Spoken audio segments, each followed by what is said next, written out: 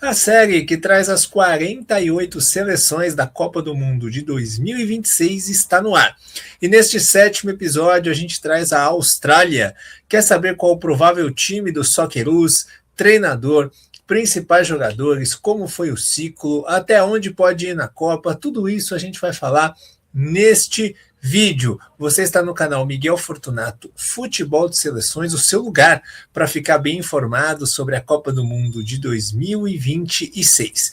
Peço o seu like, peço a sua inscrição para acompanhar todos os conteúdos por aqui e também que você assista ao vídeo e comente o que achou no final. Então vamos lá, vamos falar deste país de 27 milhões de habitantes, que fica localizado geograficamente na Oceania, mas que joga pela Ásia, compete pelo continente asiático em busca de mais competitividade. E isso gerou realmente um grande resultado, né? Essa será a sétima participação da Austrália em Copas do Mundo e a sétima seguida, né? De 2006 para cá, a Austrália veio em todas, só tinha jogado em 74 antes. Então deu muito certo essa mudança da Austrália, né? Principalmente porque a Ásia dava já vagas diretas, a Oceania começou a dar vaga direta agora só em 2026. O melhor resultado, 2 oitavas de final, e as duas vezes caindo para o campeão, né? Em 2006 contra a Itália, dando muito trabalho, né? Tendo um pênalti polêmico e tudo mais no final do jogo. E em 2022 com a Argentina, sendo que a Austrália teve a bola no finalzinho para empatar o jogo e o Dibu Martínez acabou salvando os argentinos. Então, em 2022, o resultado, oitavas de final e de forma surpreendente, né? A Austrália chegou pouco cotada para a Copa do Mundo, ganhou do Peru a repescagem nos pênaltis. Agora vamos para o ciclo 22-26, né? Quartas de final da Copa da Ásia em 2023, caindo para a Coreia do Sul. A Austrália teve um jogador expulso nesse jogo. A Austrália vinha bem na competição. Aí teve um jogador expulso, acabou sendo eliminada pela Coreia do Sul nas quartas. Nas eliminatórias para a Copa do Mundo, somando as duas fases, né? Na primeira fase, que enfrentou seleções mais fracas, a Austrália ganhou 6 jogos, né? E aí depois foi para a segunda fase e ficou em segundo lugar do grupo. Então, ao todo, 11 vitórias, 4 empates e somente uma derrota. A Austrália conseguiu a vaga no último jogo contra a Arábia Saudita, que era um confronto direto, e disputou esse segundo lugar. O Japão ficou disparado na primeira colocação desse grupo. A Austrália fez 15 amistosos em todo esse período, né, com 8 vitórias, 1 empate e 6 derrotas. Aí se a gente pega o recorte dos amistosos mais recentes, né, em setembro, a Austrália jogou 2 vezes com a Nova Zelândia, ganhou as duas, 1-0 e 3-1. Em outubro, ganhou do Canadá de 1-0 e perde dos Estados Unidos de 2-1, que é um confronto que vai se repetir na Copa. E é um jogo que a Austrália tem que tomar como lição, porque os Estados Unidos perderam muitas chances de gol nesse jogo. Foi uma vitória de virada e a Austrália cometeu muitos erros ali. E aí a data FIFA de novembro é bem ruim, né? Tudo bem que a Austrália estava fazendo muitos testes, mas derrota para a Venezuela por 1-0 e derrota para a Colômbia por 3-0. Aí nessa última data FIFA, em março, a Austrália sediou, né, o FIFA Series, né, uma das pernas do FIFA Series de março, e ganhou de Camarões por 1-0, golzinho marcado no final, e goleou o Curaçao por 5-1. O treinador é o australiano Tony Popovic, né, que foi zagueiro da seleção da Austrália, jogou contra o Brasil na Copa do Mundo de 2006 e está desde 2024 com o Socceroos. Ele foi campeão da Champions da Ásia em 2014 pelo Western Sydney. E, pô, é um baita feito, né? Ganhou do Al Hilal na final, né? Um Al Hilal mais humilde que o de hoje, né? A estrela do Al Hilal na época era o Thiago Neves, mas ele ganhou uma Champions da Ásia com o time da Austrália. Isso foi um grande feito da carreira do Popovic. E que tá indo bem, né? Com a seleção. São 16 jogos no comando e 10 vitórias, 3 empates e 3 derrotas para o técnico de 52 anos. Então a gente pode dizer que ele está fazendo um bom caminho aí nessa passagem pela seleção.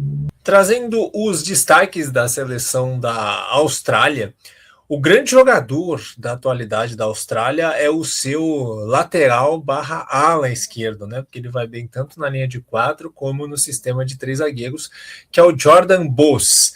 Ele joga no Feyenoord da Holanda, ele se transferiu para o Feyenoord na temporada atual, no início da temporada, né? E já chegou trazendo um impacto muito grande para a equipe. Ele deu uma assistência para o gol contra o Galatasaray na pré-Champions, que o Feyenoord acabou sendo eliminado no jogo da volta. E ele foi eleito o jogador de setembro da Eredivisie. E o Jordan Bos, ele é aquele típico lateral que chega na área, sabe? Legado Sorin, é aquele lateral que chega na área para finalizar, tanto que ele fez o gol da vitória contra Camarões. E assim, é o jogador de mais qualidade, na minha opinião, dessa atual geração australiana. Olho nele, é um cara que está fora do radar, porque a gente assiste pouco o campeonato holandês, né? Mas é um jogador muito bom e que eu acredito que, não sei se nessa temporada, mas já na próxima, pode ser aí alvo de um time maior no futebol europeu. E certamente quando a gente fala dessa atual Austrália, o rosto mais conhecido é o do Jackson Irvine, jogador de 33 anos do São Paulo, da Alemanha, né? É um cara com estilo todo próprio e repleto de pautas identitárias, né? Um jogador que não esconde as suas lutas, e ele joga no São Paulo porque é um time que se identifica com essas pautas, né? Principalmente a inclusão LGBT no futebol. O Irvine, ele é titular absoluto dessa seleção quando ele está em forma. A questão é que essa temporada está sendo muito acidentada para ele, né? Porque ele está com um problema recorrente no pé esquerdo, e isso está fazendo com que ele perca vários jogos aí, tanto na seleção como no São Paulo. Mas o Irvine, ele teve 2 gols, né, importantes contra a China e contra a Indonésia nessas eliminatórias para a Copa, ajudando a seleção da Austrália. Agora vamos contar 2 histórias de vida que envolvem refugiados e a Austrália, né? São 2 meninos que serão fundamentais na seleção para a Copa do Mundo. O primeiro é Mohamed Touré, de 22 anos, ele é filho de pais refugiados da Libéria e nasceu num campo de refugiados em Guiné. Quando o Touré nasceu, eles já moravam nesse campo de refugiados há 14 anos. Quando o Touré nasceu, eles decidiram se mudar para outro país para poder criá-lo. E aí eles escolheram a Austrália, entenderam que a Austrália era um país melhor do que outros, né? E aí o Touré ele foi para a Austrália ainda muito pequeno, e aí cresceu lá, se naturalizou, ganhou a cidadania, né, australiana, e hoje joga pela seleção. Joga no Norwich da Inglaterra, é um centroavante rápido, de força, de velocidade, e que pode aí ajudar a Austrália a marcar gols na Copa do Mundo. Assim como o Nestor Irankunda, que é uma história muito parecida. E os pais dele fugiram do Burundi durante a Guerra Civil e aí foram nascer na Tanzânia.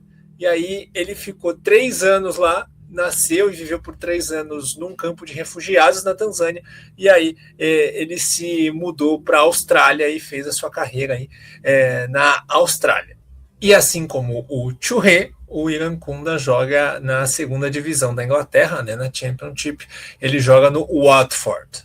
Agora a gente vai falar de um outro caso de naturalização que também é muito interessante, que é o do zagueiro Alessandro Circati, que é o zagueirão, principal zagueiro da seleção da Austrália, jovem, titular absoluto lá no Parma, da Itália, um cara que eu acho que também, assim como o Jordan Bos, pode jogar num time maior em breve. O Circati é um cara que ele é muito bom no tempo de bola para desarme, seja para antecipação, ou seja para bloquear um chute, para dar o desarme na hora que o atacante vai dominar, vai tentar progredir. Ele tem um tempo de roubada de bola, de desarme sensacional, o Circati, né? E o Circati, quando ele estava lá jovem no Parma e recebeu a primeira convocação do Graham Arnold, né, antigo técnico da seleção da Austrália, ele nasceu na Itália, o Circati, né? O Buffon ele estava encerrando a sua carreira no Parma, e aí o Circati perguntou para ele qual decisão ele deveria tomar. Aí o Buffon falou para ele o seguinte: escolha o que você quer, o que o seu coração quer, ignore a pressão aqui do Parma, da Itália, da Austrália, e escolha o que você quer. E aí ele escolheu a Austrália, e foi graças a esse conselho do Buffon que ele se decidiu. Mas é realmente um ótimo jogador, que vai ser importante aí para a Austrália tomar poucos gols na Copa, assim como o goleirão Matthew Ryan. Esse também é um rosto conhecido, né, para quem acompanha futebol, principalmente o futebol alternativo. O Ryan, ele é goleiro do Levante, da Espanha, titular absoluto da seleção da Austrália, e assim, ele pode bater 2 recordes nessa Copa do Mundo, né? A Austrália vai fazer um amistoso só por enquanto contra o México, né? Se fossem 2 ia ser melhor para ele, antes da Copa do Mundo. Mas se ele jogar esse jogo contra o México e chegar a Austrália até as oitavas de final, ele iguala o goleiro Schwarzer, né, o também goleiro Schwarzer, histórico da seleção da Austrália, da Copa de 2006, como jogador com mais jogos vestindo a camisa da Austrália, que é um recorde que ele naturalmente vai passar. Para passar na Copa do Mundo, teria que chegar até as quartas de final. E se ele ficar nesse amistoso contra o México e mais 4 jogos sem sofrer gol durante a Copa do Mundo, que não é fácil para a Austrália, né? Mas a Austrália vai jogar, o futebol tá aí para todo mundo. Ele ultrapassa o Schwarzer como goleiro com mais clean sheets, jogos sem sofrer gol, né, na história da seleção da Austrália. Bom, vamos ao nosso campinho agora, trazer esse 3-4-3 com bola do Tony Popovic, que sem bola vê um 5-4-1. A gente tem aí o Ryan no gol, uma briga pelo lado direito da defesa, né, com o Djeria do Albirex Niigata disputando a posição com o Degenek, que joga no Apoel Nicosia, né? O Djeria jogou a maioria dos jogos como titular, mas tem briga aí, assim como do lado esquerdo, né? O Lucas Harrington ganhou oportunidade, foi bem nesses últimos amistosos aí, pode estar ganhando a posição, ele que joga no Colorado Rapids, mas ele disputa essa vaga com o jogador do Swansea, né, que é o Cameron Burgess. Então, tem brigas por vagas de titular na defesa da Austrália. O Circati é a certeza, né? O Circati é o zagueiro pelo meio, ele gosta muito de jogar ali como esse zagueiro central numa linha de 3. Aí a gente vai para a segunda linha, ali para o meio-campo, Jacob Italiano, jogador que recebeu oportunidade agora, ele joga no Grazer AK da Áustria, e impressionou muito o treinador, né? E ele deve ganhar essa oportunidade como titular na Copa, principalmente se o Lewis Miller não se recuperar, jogador do Blackburn Rovers, que está sofrendo muito com lesões, né? O Miller jogou muitos jogos, aí ele pode jogar de zagueiro também, pode fazer a zaga pela direita. O Jacob Italiano é uma opção mais ofensiva, o Lewis Miller é uma opção mais defensiva, né? Então, são essas 2 variáveis aí para o treinador da Austrália, e o Conor Metcalf, que é um cara também muito versátil, também pode jogar de ala pela direita. Mas a expectativa é que o Jacob Italiano tenha atropelado aí e ganho esta vaga. Do lado esquerdo é o Jordan Bowles, né? O Jordan Bowles, ele tem muita qualidade e ele traz esse lado mais ofensivo, mudando um pouco o que a Austrália fazia, né? Porque a Austrália, ela vinha jogando na sua campanha com o Kyle Robles, do DC United ali, e o Kyle Robles é um zagueiro, ele jogando ali, até no amistoso contra a Colômbia, ele jogou também, é um zagueiro pela esquerda, jogador mais lento, né? E a Austrália tinha zagueiros, né? Um time muito pesado nessa função, e agora tem alas que jogam mais. E é muito interessante, você troca um cara pesadão como o Robles por o Jordan Bowles, que ele vira um ponta, uma arma de ataque, tem muita qualidade de finalização. Então, assim, é uma mudança de estilo também para a seleção australiana e que traz um pouco mais de qualidade para esse time, né? Aí no meio, o O'Neill é o volantão indiscutível, jogador que joga no New York City, jogador de qualidade, aquele que domina, segura o jogo, distribui, desarma, é muito importante aí para a Austrália, joga. Se tiver o Jackson Irvine disponível, o Irvine vai ser o companheiro dele. Se não, o Ballard pode ser aí uma opção para substituir o Irvine, se ele não tiver 100%, mas você também pode colocar ali o Metcalf, que faz várias funções, é companheiro do Irvine no São Paulo, é um jogador que faz várias funções também. Bom, e aqui no ataque, no trio de ataque, o Popovich, ele tem jogadores de características diferentes para ele escolher, né? O Metcalf é o jogador que vem mais jogando pela direita, embora o Irankunda pode jogar por ali também, e o Martin Boyle também, né? Mas ele escala muito o Metcalf por ali. O Mabil também é um jogador que pode jogar pelo lado direito, né? Então ele tem opções, né? O Metcalf não é titular no São Paulo, mas na seleção ele tem a confiança do treinador, principalmente pela ajuda sem bola, né? A marcação-pressão, roubada de bola, recomposição de campo, pensa defensivamente bastante nisso o Popovich. O Boyle, por exemplo, se jogasse por ali, é um cara que traz a bola parada, já é aquele cara mais vertical, coloca força. Do outro lado, o Irankunda joga pelo lado esquerdo na maioria dos jogos porque ele é destro, né? Então tem a facilidade de cortar para dentro e finalizar. Mas você também pode trocar ele de lado e colocar o Hustit por ali. O Hustit é jogador do Heracles Almelo, da Holanda, e também é esse cara da bola parada. É aquele meia mais cerebral, que encontra o passe e bate muito bem falta, bate muito bem escanteio. Então pode ser até que em algum determinado momento o Popovich entenda que o Irankunda pode ir pelo lado direito e o Hustit jogar pelo lado esquerdo, né? Mas aí você perde um pouco defensivamente. Escolhas. Assim como no ataque, né? No comando do ataque ali como centroavante, o Churré, ele é uma Austrália de contra-ataque, uma Austrália que vai se defender e reagir. Você tendo Churré e Irankunda, você ganha dois jogadores de muita potência física para atacar em velocidade num contra-ataque. Com o Juric, que é o centroavante que jogou de titular nas últimas duas partidas, que o Churré estava fora, é um centroavantão futebol inglês anos 80, sabe? Classicão, e aí é bola parada, de cabeça, tentar fazer um pivô, e aí é o estilo. A Austrália tem jogadores para um jogo leve de contra-ataque em velocidade e tem aquele estilo mais pesadão que a gente se acostumou a ver da Austrália nas últimas Copas. Aí é bom isso, porque o Popovich pode a cada jogo pensar o que é melhor para o seu time e também dentro do jogo ele pode fazer mudanças para mudar, para melhorar a Austrália. Então vamos ver na prática tudo isso nos prints rapidamente, né? Olha aí. Sem bola, jogo contra a Colômbia, 5-4-1, não tem segredo, né? Os dois alas, eles baixam, eles viram aí jogadores da primeira linha e os dois pontas viram jogadores da segunda linha, com o centroavante ali isolado na frente, assim que se defende a Austrália. A Austrália se defende muito melhor em linha baixa do que do jeito que está na imagem, na linha alta, porque eu acho que é uma zaga lenta e todas as vezes que enfrenta velocidade, seja em contra-ataque ou seja mesmo com o adversário com posse e o adversário consegue imprimir velocidade, a Austrália tem muita dificuldade, pode levar gol, pode levar chance de perigo. Contra os Estados Unidos foi uma festa de bola em jogada em velocidade que a defesa da Austrália não conseguiu acompanhar.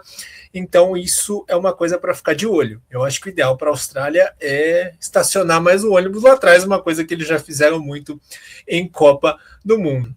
Bom, agora a gente vai ver o contra-ataque, ó. Metcalf, Churré e Irankunda, né?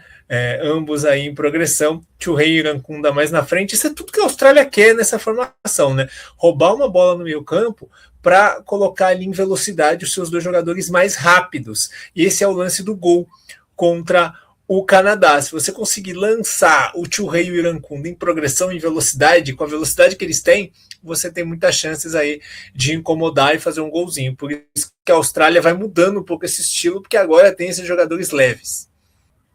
E por fim, a gente tem que falar de Jordan Boas aqui, né? Está vendo aquele jogador ali da Austrália dentro da área, um pouquinho depois da meia-lua ali, do lado do zagueiro de Camarões? A bola vai passar pelo zagueiro de Camarões e o Jordan Boas vai finalizá-la, fazendo o gol da vitória no finalzinho do jogo. Mas o que é interessante disso? Ele é lateral esquerdo, ele joga nessa segunda linha do meio campo, então um ala pela esquerda na seleção, né? No Feyenoord ele é lateral. E é interessante porque a Austrália estava com posse, estava pressionando, e naturalmente o Jordan Bowles ele vai se infiltrando por dentro, virando uma opção de ataque, né? A gente vai chegar na Inglaterra, lá no final da série, vai falar do O'Reilly, que deve ser titular, que é mais ou menos isso que o O'Reilly faz no Manchester City, né? Conforme o time vai tendo a posse, o lateral esquerdo entra e vira um jogador de ataque para finalizar a jogada, com a qualidade que ele tem. Chuta muito bem. O Popovich está usando isso e usou aí no FIFA Series em março. Bom, sobre a Austrália e sobre até onde ela pode ir na Copa do Mundo, eu acho que dá para ir para o mata-mata, sim. O grupo é equilibrado, né? Estreia contra a Turquia, depois joga com os Estados Unidos, dono da casa, e joga contra o Paraguai. Eu acho que Turquia e Estados Unidos estão um pouco à frente nesse grupo, mas tem jogo. Os 4 podem avançar. Então, eu acho que a Austrália entra sonhando com mata-mata. Na última Copa, eliminaram a Dinamarca, né? Ganharam da Dinamarca, passaram em segundo do grupo. Então, eu acredito que não é uma seleção que vai só para participar, não. Vai para competir. Vamos ver como que eles vão saber jogar esses jogos e disputar cada um deles. Certo, gente? Tem muito vídeo aqui no canal sobre as seleções da Copa do Mundo já. Então, maratonem, assistam, curtam, compartilhem e digam aqui nos comentários até onde vocês acham que a Austrália vai na Copa do Mundo. Um grande abraço e até o próximo vídeo.